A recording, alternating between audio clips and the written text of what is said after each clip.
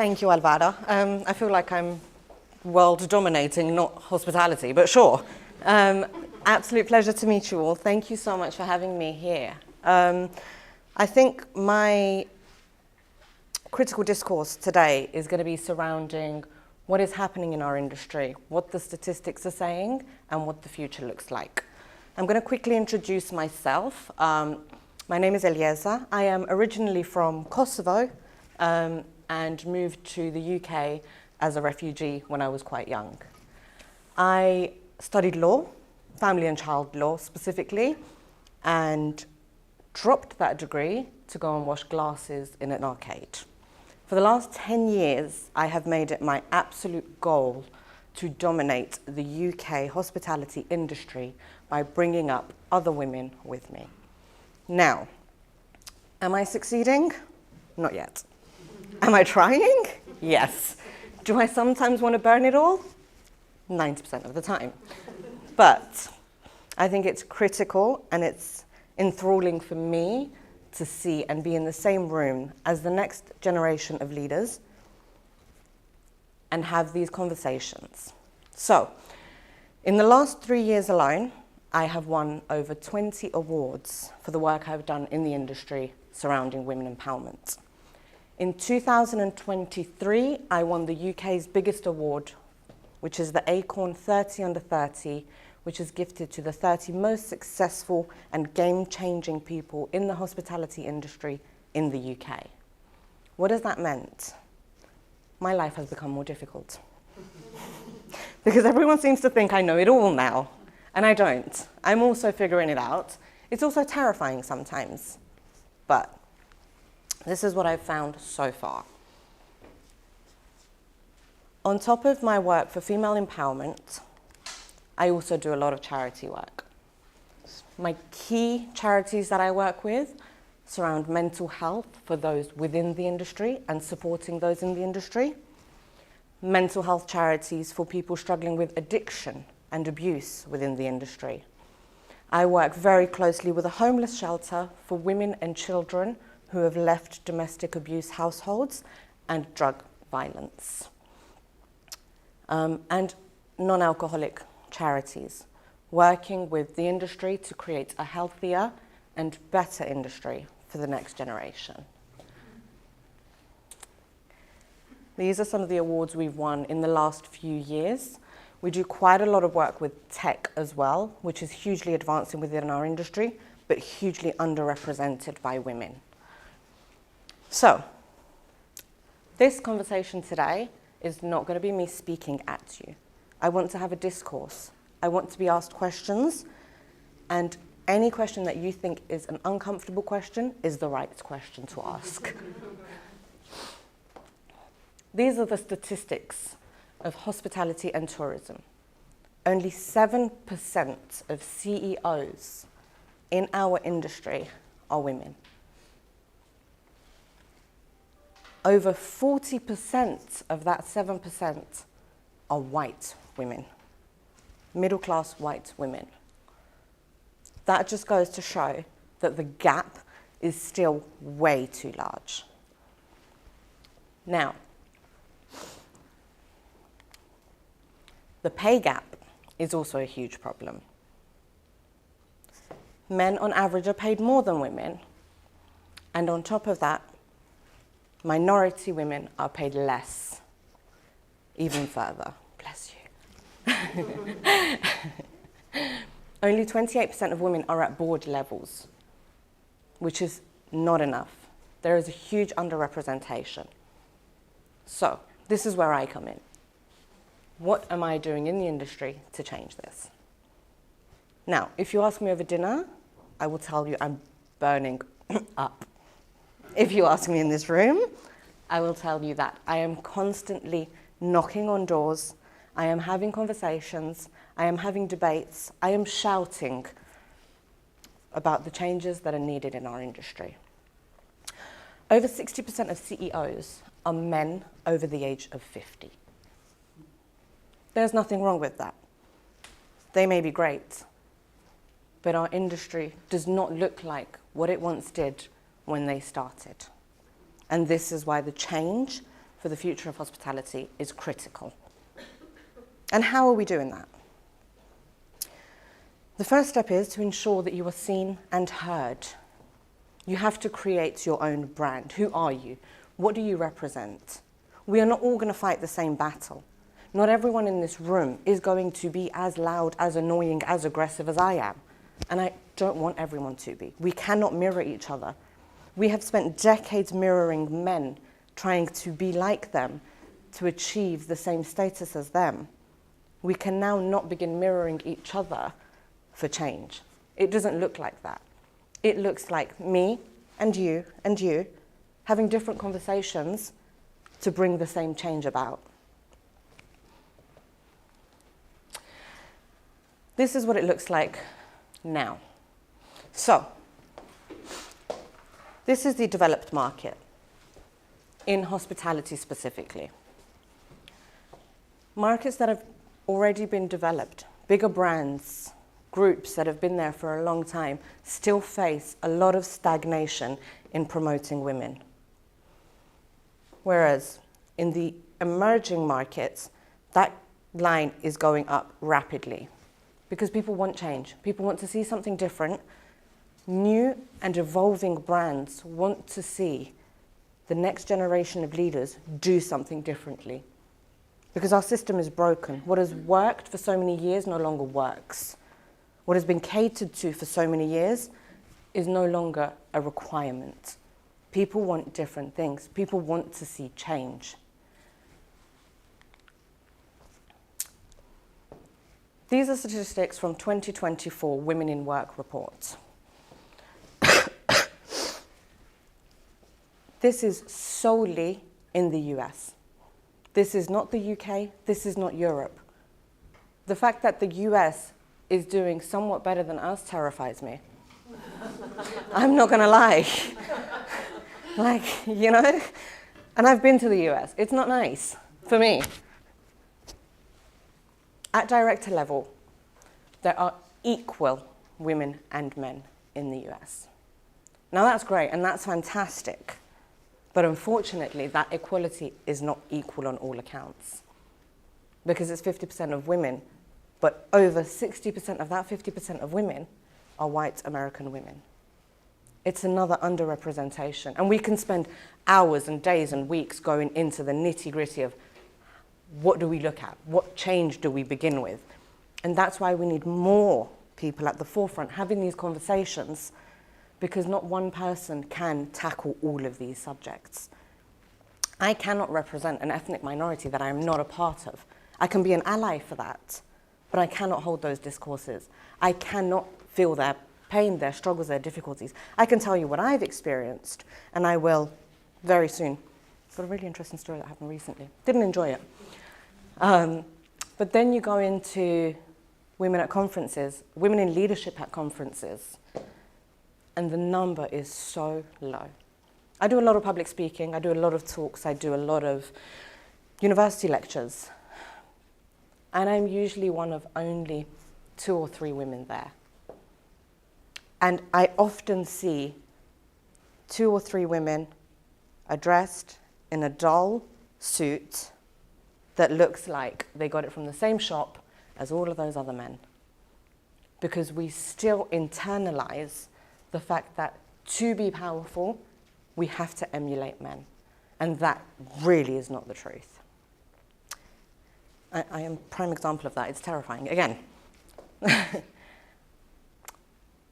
in 2022, only 37% of prime speaking spots went to women. These are some of the biggest events globally, talking about the progression of tourism, hospitality, and gastronomy.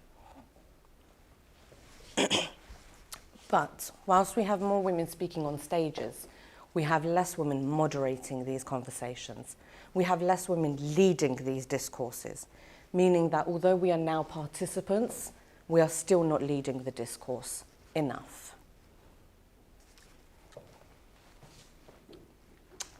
"2024 Women in Work."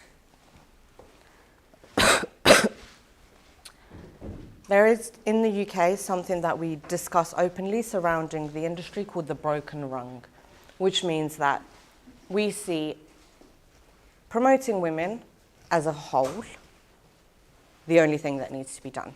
We do not look at race, we do not look at sexual orientation, we do not take any of those things into account. And that is the broken rung. And this is just a breakdown of the results from 2024. For every 100 men promoted, 89 women, white women, were promoted, which is great, fantastic.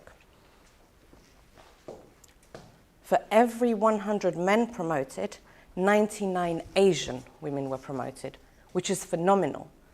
But can any of you tell me how many Asian women you see front and center holding these discourses? How many Asian women do you see at the front of the room? How many Asian women do you see leading these discourses? Because they are so indoctrinated to believe that they have to work hard, be quiet to succeed. And for me, that isn't good enough. Because what about the next generation of Asian women in the industry that want to see someone like them? The reason I do all of this is because I wish I saw a me when I started my career. I wish I met a me that wasn't afraid to have these conversations, to make people uncomfortable. I am fantastic at making people uncomfortable. Oh my God, it's like my status quo. You know, Black women's promotions dropped to the same levels, lower than 2020. Only 54 Black women were promoted for every 100 men promoted. And the Latino women? 65 Latino women were promoted per every 100 men. However, that has continually dropped year on year from 2018. And that isn't good enough. So if you guys want to see the change, you have to be the change. And what does that look like? We're all different. You need to call out microaggressions. Do not allow people to treat you like you are supposed to be the quietest person in the room. I was told more than once, she's so pretty until she opens her mouth. That didn't sit well with me. I've been told, if you just looked a little different, you'd be great. No, I'm better than great, and I look like this. We need to have open conversation. One of the biggest problems women face are other women. We think we are in competition with each other. We are convinced that there's not enough space for all of us to succeed. And yet all we need to do is sit down and look at the men that have built the back of this industry. There seems to be space for all of them. Why is there not space for all of us? We're so busy competing with each other that we're failing to elevate each other. We find it so, so difficult to see other women as our support rather than our competition. And that's internalized. That's no one's fault. That's just what we see as normal. We see a powerful woman and we're terrified that she wants my job, or she wants this, or she wants that. And every conversation I have, every lecture that I hold, all of my team, I want to hear someone say, I want your job. Bloody brilliant, let's do it. Let's prepare you to take over my job, because I want you to have my job and I want you to be better than me at my job. I want to look back in 3 years and say, yeah, I did that. I believed in her. I made her feel like she could achieve this. Now, men come into this massively. For the first 7 years of my career, I wasn't allowed to speak. I was too loud. I was too difficult. I was too aggressive. For the first 7 years of my career, I was never allowed to sit in a meeting. I was never allowed to partake in the most critical discourses taking place, regardless of whether they affected my teams or not, because I had too much to say. In the last 4 years, I have been endlessly empowered. And the only way that I've been endlessly empowered is that no one got in my way. The person that I currently report to is probably absolutely terrified to tell me no. So that works, just saying. Fear works, but that person is an enabler. If I have an idea, if I go to that person and I say, I'm going to change this industry, which is where this discourse began. which is where all of the work that I've done began. I saw a gap in the industry. I didn't see enough me's in the industry. I didn't see enough change within the industry. I sat in board meetings where everyone looked the same, and I'm sat there being mistaken for a note taker. And that's where my decision to make this change came along, and that's where the support came from. And before we flew out to Barcelona, I was having a conversation with my boss, my line manager. And I said, thank you so much, because I don't think I could have done any of this without your support, male allyship. And he just laughed and he said, the only thing I did was get out of your way. Guys, that's all you need to do. Just open the door.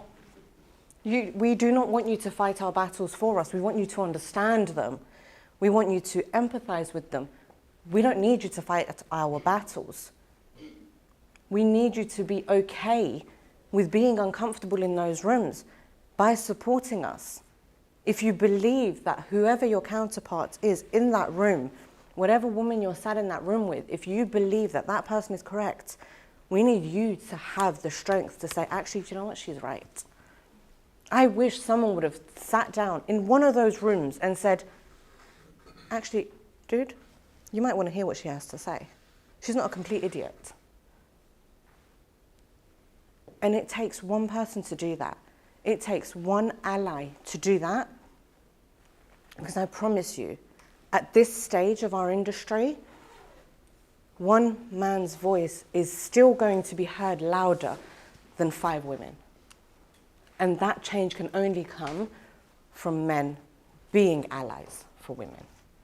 And if anyone wants to ask how, if anyone has any questions, if anyone, at the end of the day, it's an industry. Our job is a job. It's a career. And you don't potentially want to put yourself out there for someone else. But then you have to ask yourself a question. Is that a room that you want to be in? If a room isn't making change, if a room isn't cultivating innovation, do you want to be in that room? Or is that room dead weight? Who are you? Who do you define yourself as when you're within that room?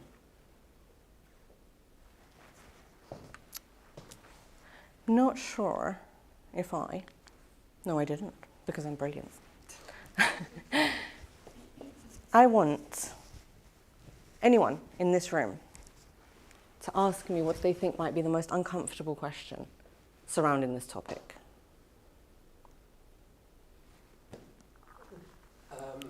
Hi. Hello.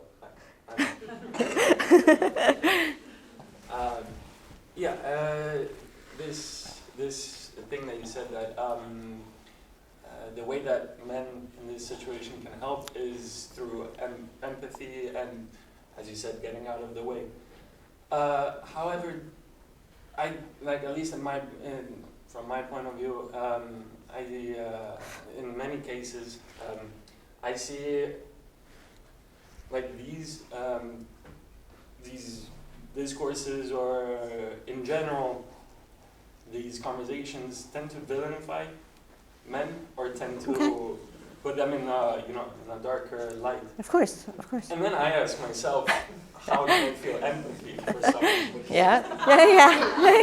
I get that. For someone who's Vilifying you, absolutely. But that comes from our internalized rage. That comes from the fact that we're so consistently battling the fact that men are the problem, because that's all we've faced for the last however many years, way before I was even born. I'm 29 years old. Women have been struggling before my mother even thought to have me with this. It's about us as women, and this is where I said one of the biggest problems we have is with other women, because we amplify each other, we set sparks under each other and set fire under each other. My biggest allies in this industry have been men. I've had 4 mentors in this industry, 3 of them have been men. I stand for male allyship and what men can do for women in the industry. The way that we need to correct what you're asking about is by having conversations with women. Because I know that it's so internalized that the second we see a man in the room, please excuse my French, we think, why the fuck is he here? And I mean that because I've been that person. But it takes so much understanding and discourse and uncomfortable conversation to change that narrative. Because I can now sit in a room with you and I can see the potential where you can support us. But I can promise you that maybe 15 students that are in a class with you just think, oh, this guy, he's got it easy. It's easy for him to say that. That's an us problem. That's not a you problem. You just need to work out, how can I make them understand that I'm not the bad guy in this? I'm not the guy that they see standing. I'm not that CEO that's 55 years old that looks the same as all of them. I swear to God, they all buy their suits in the same place as well. I swear to you, they're all on the same tie. You're not that guy. You are part of the change. Just the fact that you want to have these discourses and ask those questions shows that you are part of the change in the industry. But the biggest change needs to come from us. I need to be able to sit down with these women and have a conversation and say, hey, he's not the villain. He's not your problem. He hasn't done anything. He's part of this change. But it takes a lot of conversation and it takes a lot of patience. And very often, men get to a point where they're like, I cannot keep being the villain. I cannot keep being the villain because actually I come out the asshole every single time we have this conversation and give up. So then in turn, it's a cycle. Women are like, he's another asshole. You see, he just proved himself. He's an asshole. You're not an asshole. But I'm just making the point. It's a constant cycle here.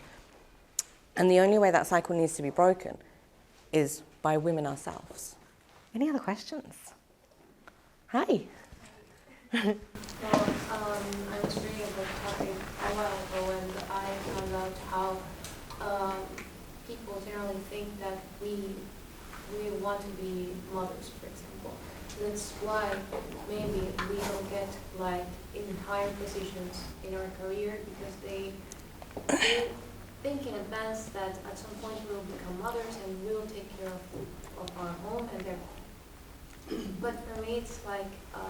How do we show to others that we don't necessarily have this as one of the main goals, that it's okay to prioritize our careers and then to open more doors, more professional doors ourselves? And the other part is like, is this another mistake that we're making? Are we not doing it right? Are we not showing our priorities correctly? Because apart from the competitiveness, maybe we are showing something or we are not protecting ourselves correctly at this point, like in terms of priorities? Motherhood's a tough one. And I say that because I mother everyone at work. I have adopted half of my team. In my mind, they are my children. Wanting to be a mother, being a mother, that's a strength. That doesn't take away from anything. If you can raise a child, you can do anything. I swear to you. I'm speaking from experience. If you can raise a child, God damn, you go. But I am now 29 years old. I turn 30 next month. Every discourse that I have, every room that I'm in, every conference that I'm at, not at work because they're just like, she's just insane, we're just going to leave her. They're like, oh, so what's next for you? You planning to start a family? I'm like, with who? With what? How are we doing this, bud? Also, why does that impact you? But will you ever say that? Are you comfortable enough to say, why does that impact you? Why do my life choices outside of this building, this company, this group, this industry impact you? Why? Because men also become fathers. That's a thing, huh? Just, no one cares. No one cares. The industry is evolving, but it's not evolving quickly enough. Now, there's two ways that you can battle that. The first way is, you go into that room and you say, motherhood is not my priority momentarily.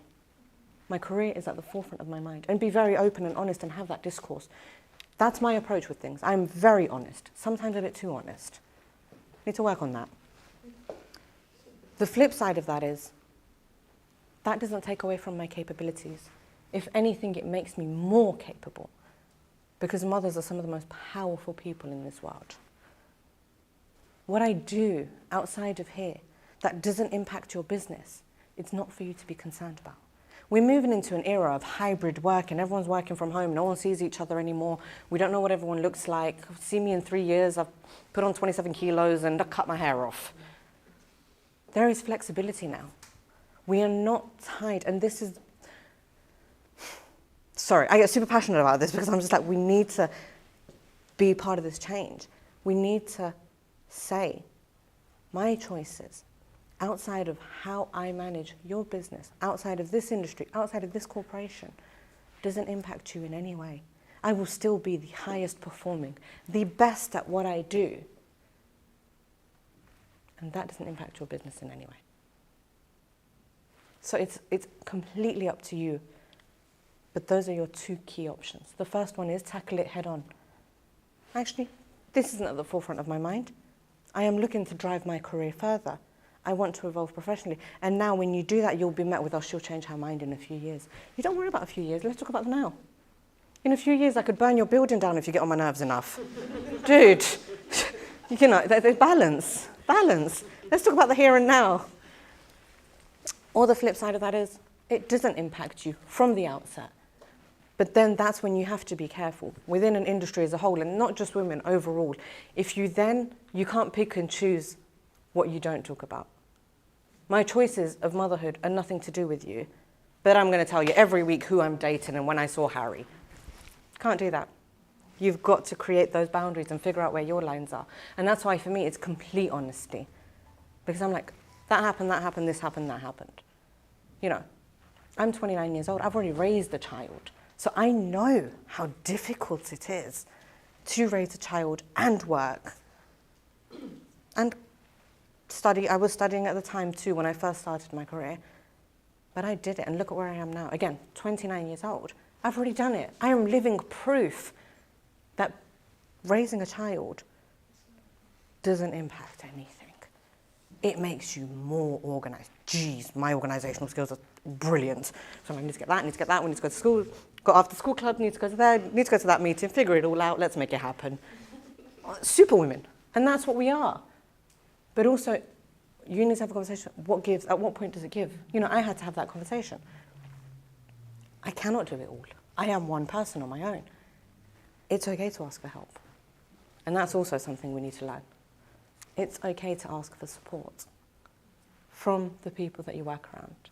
And if you feel like you're not supported, you need to go and find a room where you are. We need to stop accepting the bare minimum. And that's where I'm at right now. If I do not feel like the support that I need is there, that my colleagues need are there, I'll walk out. I'm done. And not because I've got this great and I'm untouchable. No.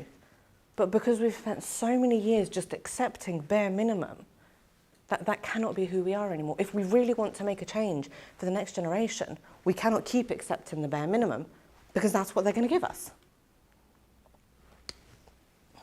Any other questions?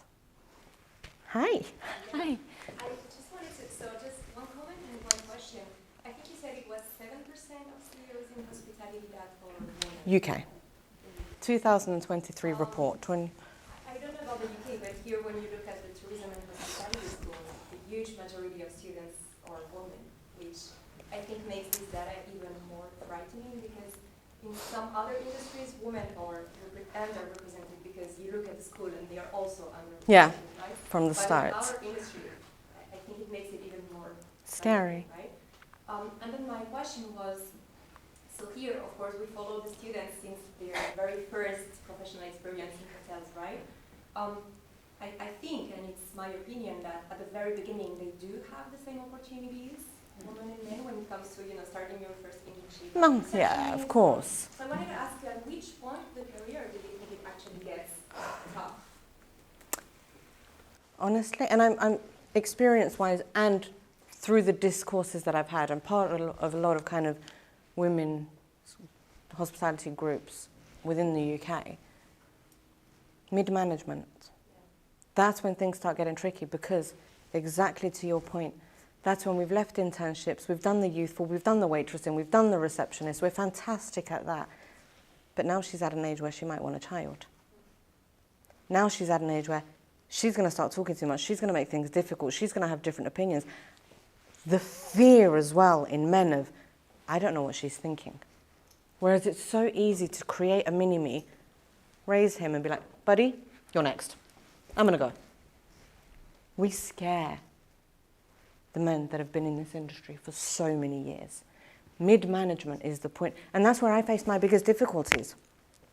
I was working twice the hours, twice as hard, bending over backwards, taking on projects that I didn't even understand, just to be like, I'm good enough. Hi, I'm good enough. I'm good enough. And I still didn't get the promotion in the end. My colleague did. And then I found out, actually, even when we were on the same level, he was getting paid more than me. And then I was like, right, I'm going to blow this up. It wasn't very popular. Mid-management is where it begins. And mid-management is where we see the biggest fall-off for women. And I think various reasons. Sexual harassment is a huge thing in our industry. Still is. It's terrifying. It's personal experience. I was groped by one of my line managers when I was a waitress. I slapped him. I got fired. Because you hurt someone. But he touched me. And that's okay. And I sit in these, and I think about these things and I'm like, this is still happening. They still think this is okay. They still think saying things, you don't need to be touched for it to be sexual harassment. You need to be made to feel uncomfortable. So it starts very early on. So by the time you get to mid-management, you're like, screw this, I can't do it anymore. How many battles can I fight just for the bare minimum? And I promise you, even at the level that I'm at now, I still have those days. Last week, and it was so scary because last week I was sat in an office with my line manager and I was like, I don't know how much longer I can fight this fight. I am exhausted. It has taken so much out of me. But then I went home and I'm like, I'm just another woman that's going to give up and the change is never going to come. So then I ramped myself up a bit and I was like, yeah, let's go burn it. But you get exhausted. And then on top of that, when I come to a woman as another woman and be like, hey, this is shit. You get ignored. You get, yeah, but it just is what it is. But no. Us continually saying it just is what it is what led us here in the first place. And we're failing to understand that. And I think that's where people like me potentially come in. I will call people out. Oh my God, I've got no shame. I don't care. I will call you out. Listen, I know what it's like to have nothing, so it doesn't scare me. That's normal for me. This is all very absurd. I am happy to call people out. I am happy to be that ally. I am happy to be that person that they call on the phone. But when you don't have that and you don't have a support system, by the point you get to mid-management, you're like, I'm done. I cannot do this anymore. I'm going to go and work a 9 to 5 in an office. That's going to be easier than this. Maybe we still got time for perhaps 2-3 more questions. Go for it. Hi. More than a question. Of course. You sharing your point of view in terms of, you started the conversation, and I completely agree with, at the end of the day, we are different and we have different ways of being. Maybe one of the beauties that we have is that we do take things personally, but that becomes kind of like the weakest thing of our leadership when it turns into a moment that they're saying, oh, you're taking it too personal. Yeah. Or you're She's emotional. No? I've heard it. and you find yourself in that situation thinking, are they right? Am I being just too emotional, or that really leads me out of my point of view, which 5 minutes ago I thought that it was the correct one, no? So maybe, yeah, my question or my comment is how you deal with the fact that one of the beauties of our leadership is one of the weakest part of our leadership, and how they make us feel in terms of when we're making decisions and suddenly someone says this, oh, she's just emotional. Again. Or the common one. I don't know if you guys have it here. Are you on your period? We get that. London, that's the #1 line. So now I walk around the building every single day and I'm like, I'm on my period, don't piss me off. Even if I'm not, I'm like, try me. Because how is my emotion not a strength? How is that not the most beautiful thing? How is my understanding of people and being able to develop that personal understanding, that interconnection of emotion, is the most powerful thing we have as leaders? Because I promise you, put us in a room, I will run all your commercials for you. I will write all the budgets you ever need within a day. But when one of my team's heart's broken because they've experienced something that I do not have any understanding of, and I am being that empathetic person to them, I am the best person for them in that room. For me, a lot of it, and again, a lot of my work and a lot of what I do comes from supporting others. And I think it's pivotal when you realize that how much of an impact you're having for the decision that you've made. Forget what he says in the background, or they say, because sometimes it's other women as well. A lot of the time it's other women, oh look, she's just getting emotional again. Because you so badly want to mirror the men that we're trying not to be, that I'm the bad guy in this. I don't see, and you said, you phrased it interestingly, you said, how do we deal with the fact that one of our biggest strengths is also one of our biggest, it's not a weakness. It's a perceived weakness, absolutely. You have to tap into that. You have to tap into that. I am okay with my emotion, and I am okay with being a soft, empathetic, gentle leader. Absolutely. I'll tell you a funny story. Tatiana's going to hate me. I introduced people that joined my team, senior level. I'll make that point before anyone thinks I'm a HR case. I introduced myself to people as, I'm a bitch. We're going to fall out. You're not going to like me. Anyone junior to me, I am an umbrella for. I am a safety net for. That's where all of my emotion goes. Those that are on the same level, on par with me, senior to me, I will hold you accountable. And my biggest thing at work, which is now funny, it wasn't at the beginning, is act your pay grade. Those that are in senior positions, we need to be able to have those discourses in those rooms away from the eyes of people that are junior to us. And so when we walk out of that room, we are aligned. So that people that are junior to us are not seeing that you think that I'm too emotional because I care. My care is what's kept this industry going for so long. Our industry is all about caring for people. That's the industry that we're in. If you don't want to do that, go and work on coding in a basement somewhere. That's okay, you can do that too. But our industry is about care. And it's continually reminding yourself of that, because you have to check yourself. At the end of each day, I have to go home and be like,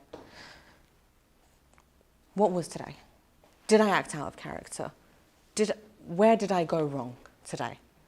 And how can I make sure that that doesn't happen again? How can I be better next time? And a lot of the time, it's actually sticking to my gut. It's sticking to what I said that first time before you made me second guess myself and made me feel like, shit, actually, maybe you're right, maybe da-da-da-da-da. And it all happens so fast. It happens within milliseconds, and you're like, okay, fine, let's do it your way. And then I go home and I'm like, how dare you? How dare I do that to me? Stick to your gut. And if it causes disruption, let it. Because the only way we can normalize these things is by causing disruption, is by having uncomfortable conversations. And I'm not saying go and argue with everyone. I'm saying, do you know what? I made that decision, and that is a decision I'm going to stick to. And when you go home that evening, maybe you'll feel like, maybe it wasn't the best decision, but you stuck to your gut, and that's the most important thing in that. Because remember also, we're not saving lives, guys. We're in an industry. It's a beautiful industry. We're not performing surgery on anyone. No one's going to die if we make a mistake. I need to remind myself of that every single day, because I think everything's an emergency. Stick to your gut and be so fierce with it. I am so unapologetic. Even in my screw-ups, I'm, yeah, I messed up, what? I'm the one that's going to fix it. It's okay. I'm not asking anyone to fix things for me. I'm going to fix it, and I will hold myself accountable. No one can hold me as accountable as I hold myself, but I'm sticking to my gut. Because I made that decision, I made that call. Whether it be for my team or for myself or for the business, I made that decision. And when I made that decision, it was the right one. Stick to your gut, even if it makes you uncomfortable in the moment. You have to be able to sit with your discomfort. It's a big thing. It's a very big thing. Hi. Hi. So I have a question, because we know there's a lot of disparity between the CEOs being men, like 7% of women are the CEOs only. And also I see in this room that there's not a lot of men that are interested in hearing this, which makes me think, like, we all know the issue here, the ones that are women, we know what's happening, we know what our life is going to look like a bit. Sure, there's allies, but I also think, like, those 93% of men, like, how are we ever going to get them to respect us enough to let us be on top? Like, it's such a, like, I honestly don't see it, like, happening in my lifetime, you know, like, it's sad, but... And that's terrifying. Yeah, and it's like, sure, like, you have allies, okay, I get that. Like, I think I forced them, to be fair. I'm like, you don't have a choice, you're here. Yeah, fair enough. But like, what's the next step for us, like our generation, for example? How can we try to like make the men in our generation, because we know the men that are 60 years old, it's a lost cause. Like, honestly. It is. Yeah, It is. yeah. I think they just need to go. For them. Like, I'm ready to give redundancy letters to all of them. I will go. I will do it. I think it begins with, how okay are you with the fallout? Because there will be fallout. There will be a lot of men that are not like your colleague here, who understands and wants to be part of that change, but is also curious on how. There are a lot of men that don't want to hear it, because it makes them uncomfortable. And so I think the conversation starts with, why does it make you uncomfortable? Why does someone like me, being in the same room as you, make you uncomfortable? Where does that come from? What is your internalized discomfort surrounding powerful women? Powerful women scare weak men. And I love scaring weak men. You need to be willing. And this is something that I learned, again, through my career. I've got allies, but I also fell out with a lot of people. And you have to be okay with, excuse my French, being the bitch. You have to be. You will be labeled as that, I promise you. Even not by choice. Just by trying to have an open and honest conversation, you will be labeled as that. Where the biggest change comes from, very honestly, and me and Alvaro have had this conversation, is the curriculum. This needs to be part of the curriculum. It needs to be ingrained in it, where it's such a normal topic to discuss that by the time you finish your degrees, you're like, yeah, that's normal. Like, and I mean it, and as normal conversation as talking about your period. That's normal. My workplace, that is the most normal thing in the world. Because it's been normalized. Because we went through the uncomfortable stages when I first joined of, actually, I'm not very comfortable, I'm in a lot of pain, but I'm not going to talk. Dude, you know what? I'm on my goddamn period. What? That's how normal it has to become. But it takes effort, it takes work. It takes one course, it takes one conversation, it takes one structure, it takes one presentation in a room during a lecture. It needs to be part of the curriculum. It needs to be so normal. It needs to be as normal as you guys learning how to write a budget or understanding the profit and loss. The only way the change is going to come faster is by the conversation being normalized. This shouldn't be a hot topic. And every time I'm sad or stood in one of these rooms, this should not be a hot topic. This should be the conversations that we're having every single day. This should be so normal that we don't bat an eyelid that this is being taught. That's where the key changes will come from. It needs to be an institutional change. Because me and you and you and you alone cannot make that change. I can keep screaming at the top of my lungs, but I'm one person. At some point, someone's going to say, please shut up. And I don't blame them, because I'm exhausted of listening to me. But if we normalize it, if we normalize these discourses and how to support women, then it just becomes part of the trajectory of the future and the evolvement of the future that we so badly all seem to want, but no one's taking action on. Ladies and gentlemen, Eljesa.